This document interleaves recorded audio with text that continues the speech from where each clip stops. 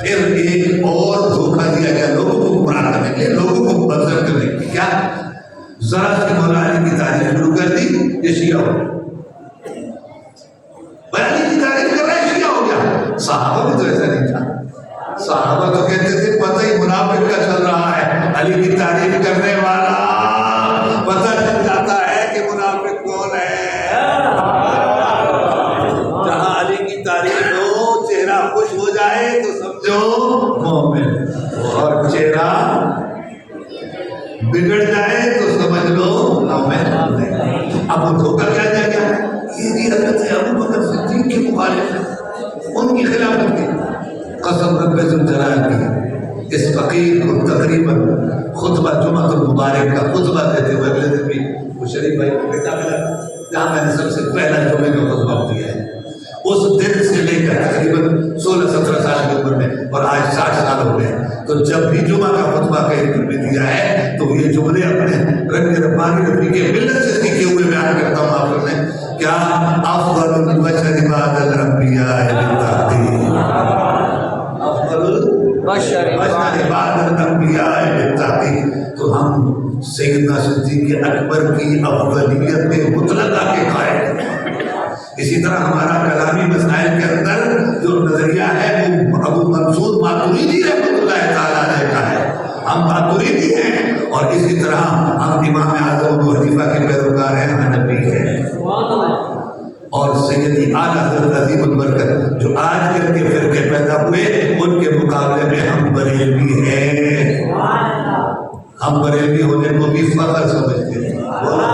بولو، ہم بریلوی ہونے کو بھی فخر سمجھتے ہیں. اور ہمیں یہ بھی نظر آ رہا ہے کہ یہ جو ڈرامے شروع ہوئے ہیں نا، یہ نئے قسم کے مولوی اور مفتی، یہ نئے قسم کے، کوئی کہتا ہے بریلوی نہیں ہے، ہم اہل سنت و جماعت ہیں. تم اہل سنت و جماعت ہو، اور آ جائے کوئی فضل الرحمان کا آدمی تمہاری مسجد میں نماز پڑھانے کے لیے، میں بھی حنفی ہوں اور میں بھی سنی ہوں، مجھے نماز کیوں نہیں پڑھانے دیتے؟ کیا جواب دو؟ تو ہمارے والے چپ ہو گئے. بولو کہ تم ہمارے والا ہے، تم بھی سنی ہو بھی حنفی، تم بھی حنفی. بتائیں گے اسے کہ حنفی اور سنی ہونے کا دعوے دار تو ضرور ہے، لیکن سچا حنفی اور سچا سنی وہ ہے جو امام احمد رضا کی موت لے کر آیا ہے، اور وہ ہے بریلوی. وہ ہے. اور یہ جو بریلوی کا گلے سے پٹا اتارنے والے لوگ ہیں نا، ان کا ٹارگٹ کیا ہے یہ بتا دوں. ان کا ٹارگٹ ہے کہ ہم اور دیوبندی شیعہ ہم سب سلو کر لیں، دین اسلام کے لیے سلو کر لیں. جاؤ دیکھو، اگر آج بھی خدا کی قسم مسجد اقصی کے لیے اور بیت المقدس کے لیے لڑ رہا ہے تو وہی لڑ رہا ہے جو یا رسول اللہ کہہ رہا ہے. ہم وہاں پہنچ نہیں سکتے، لیکن وہی لڑ رہا ہے جو یا رسول اللہ کہنے والا ہے. دوسرے چندہ بٹور رہے ہیں، ان کے نام پر چندہ بٹور رہے ہیں. تو حضور حضرت آدمی کا وقت کچھ زیادہ ہو گیا. میں ایک بات آخری توحید کے حوالے سے، میں آج جمعے سے پہلے تیاری کر کے جب نکل رہا تھا تو میرے کانوں میں آواز پڑی، مجھے بہت تکلیف پہنچی. میں نے جمعے میں بھی اس کا بیان کیا. اس حوالے سے دو جملے آپ کی خدمت میں گزار کر دیں.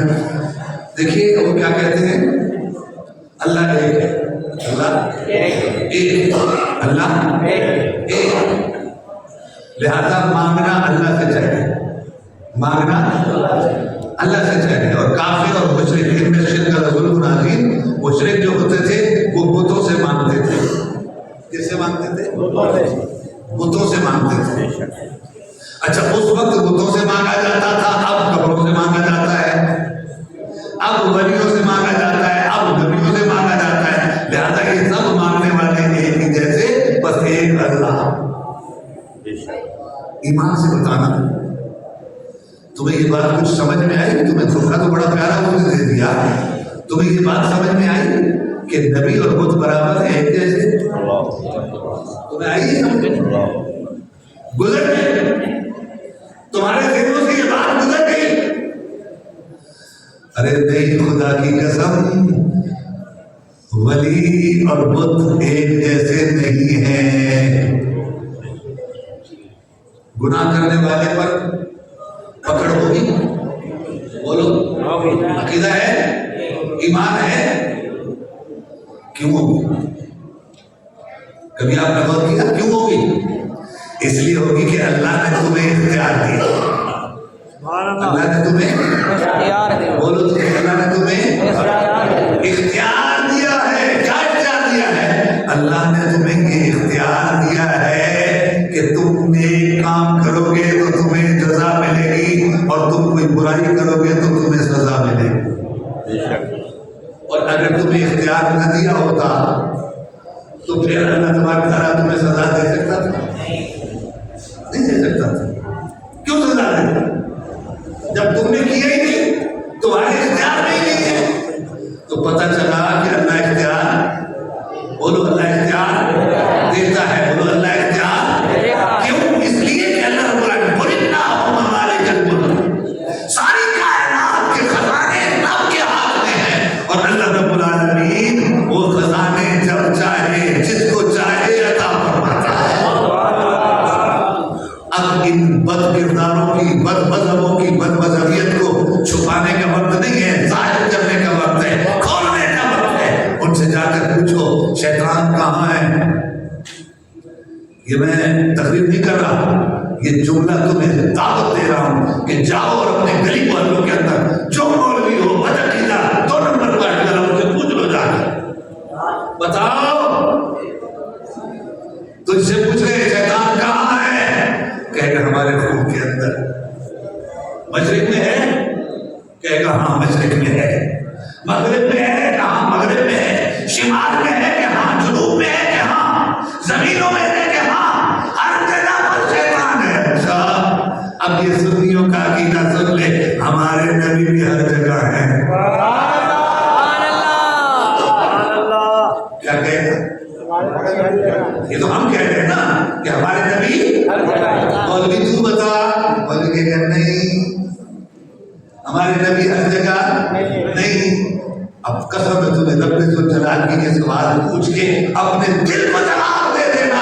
جو کہے شیطان ہر جگہ ہے اور محمد رسول اللہ ہر جگہ نہیں ہو سکتے تو پھر بتاؤ اس سے دوستی رکھو گے؟ اس سے دوستی رکھو گے؟ نہیں نہیں ہرگز نہیں. ارے ہمارا عقیدہ یہ ہے کہ اللہ اختیار دیتا ہے. وہ اللہ اختیار، اور اس نے ساری کائنات کی ہر طاقتور سے بڑھ کر سب سے زیادہ اختیار اپنے محبوب محمد رسول اللہ کو عطا فرمایا. بس ایک حدیث سن کر میں گفتگو کو ختم کرتا ہوں. مسجد نبوی شریف ہے، نبی شریف ہے. میرے نبی خطبہ ارشاد فرما رہے ہیں. کیا کہہ رہے ہیں؟ خطبہ ارشاد فرما رہے ہیں. اور دوران خطبہ بدو کھڑا ہو جاتا ہے، گھٹنا دیہاتی اٹھ کے کھڑا ہو جاتا ہے. حضور کی بارگاہ میں عرض کرتا ہے یا رسول اللہ. کیا بولتا ہے؟ اس بدو صحابی نے یہ آیت نہیں پڑھی تھی؟ فلا تدعوا وان المساجد للہ فلا تدعوا مع اللہ احدا. پڑھی تھی یا نہیں پڑھی تھی نا؟ تو اس نے یا رسول اللہ پکارا مسجد کے اندر، غیر اللہ کو پکارا یا نہیں پکارا؟ پتہ چلا یہ آیت ٹھیک ہے صحابی جانتا ہے، لیکن اس کا مطلب وہابی نہیں جانتا. سچا مطلب وہابی نہیں جانتا، سچا اور صحیح مطلب صرف صحابی جانتا. کہ یا رسول اللہ کہنے سے مسجد میں غیر اللہ کی پکار نہیں ہوتی. اچھا چلو حضور جانتے تھے یا نہیں؟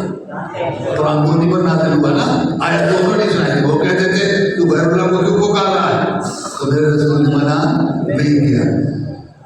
حلق المال وجعل یا رسول اللہ مال ہلاک ہو رہا ہے اور ہمارے بچے بھوکوں مر رہے ہیں، حضور رحمت کی دعا فرمائیے. کہاں پڑ رہا ہے؟ حضور نے دعا فرمائی.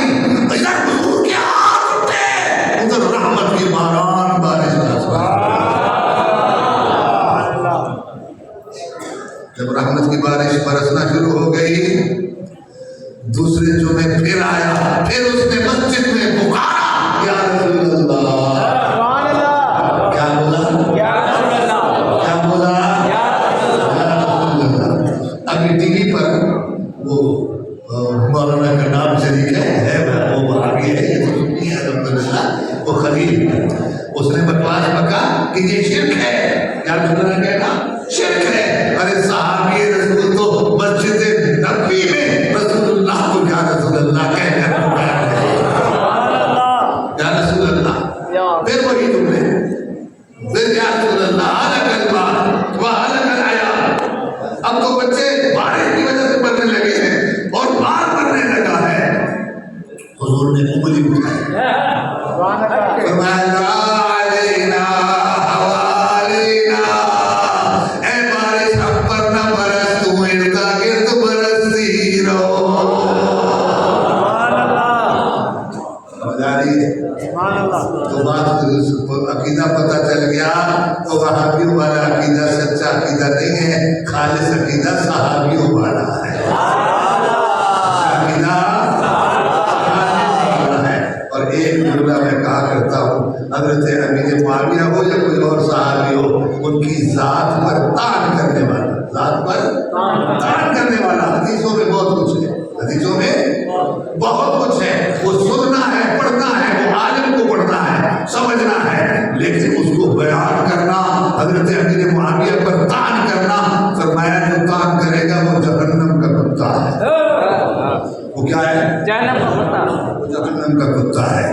اب میرے ساتھ مل کر کہہ دو، میرے نبی کی بیٹی کو طعن کرنے والا وہ بھی جہنم کا کتا ہے۔